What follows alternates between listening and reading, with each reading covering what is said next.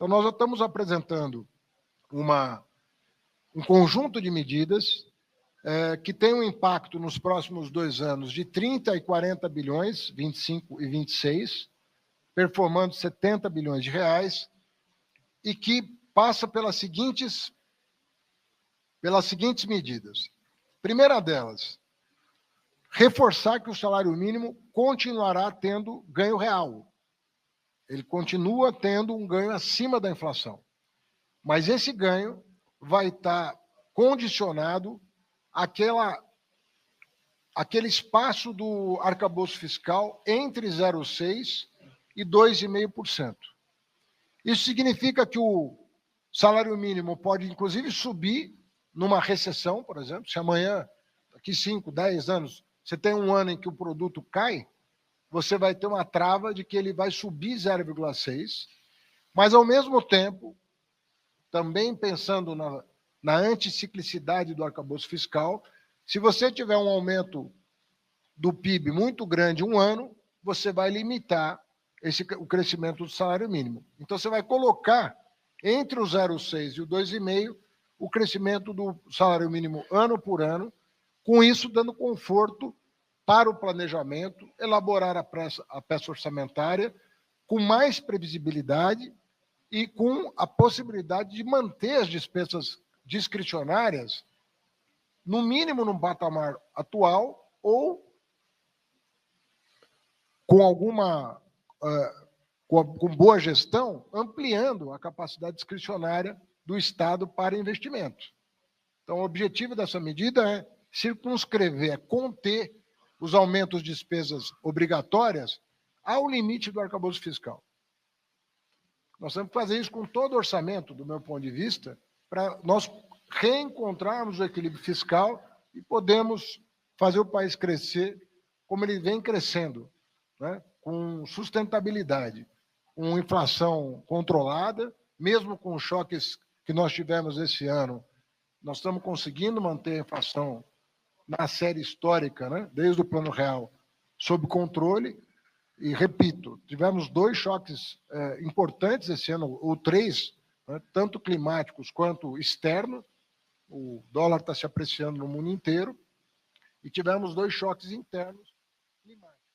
E, ainda assim, o país está crescendo, nós devemos fechar o ano com crescimento aí de 3,4%, 3,5%, né? E uma inflação, se não dentro, muito próxima do teto da meta estabelecida pelo Conselho Monetário Nacional. Segunda questão, BPC. Nós temos conversado com vocês sobre uma espécie de indústria, né, de liminares que estão sendo concedidas, e nós estamos estabelecendo critérios legais que dão ao gestor público mais conforto na certeza de que o benefício vai chegar a quem realmente precisa e é contemplado pela segurança constitucional, é contemplado pelo texto constitucional. Ou seja, nós estamos adequando o BPC, herdamos alguns problemas que são de conhecimento público, né?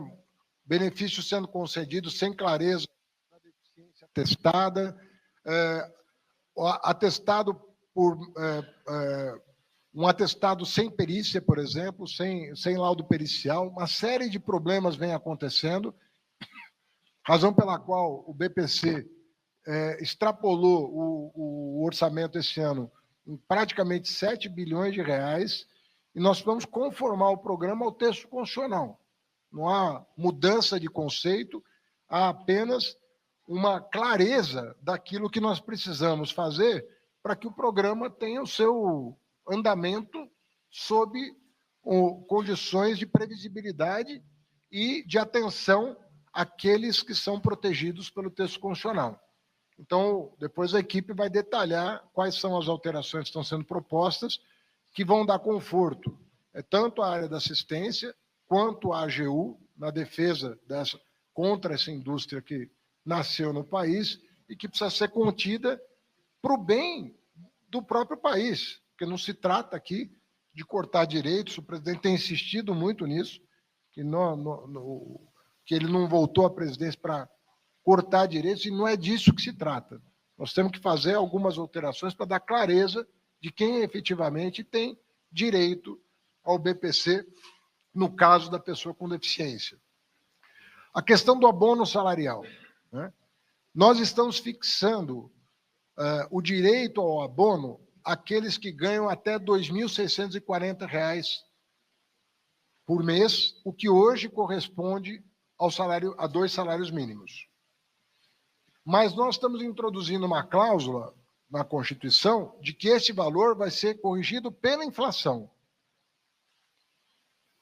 Como o salário mínimo vai aumentar acima da inflação, esse valor ele vai gradualmente convergindo para um salário mínimo e meio ao longo dos anos. E quando isso acontecer, quando chegar a um salário mínimo e meio, volta a prevalecer a regra atual.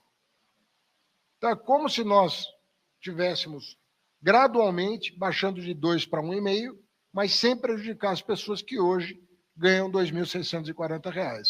Então, é uma regra de transição de um benefício que, num certo sentido, perdeu sua razão de ser à luz dos vários programas que foram criados superiores a ele do ponto de vista social e que já estava no radar de vários governos ajustar em relação aos programas existentes hoje.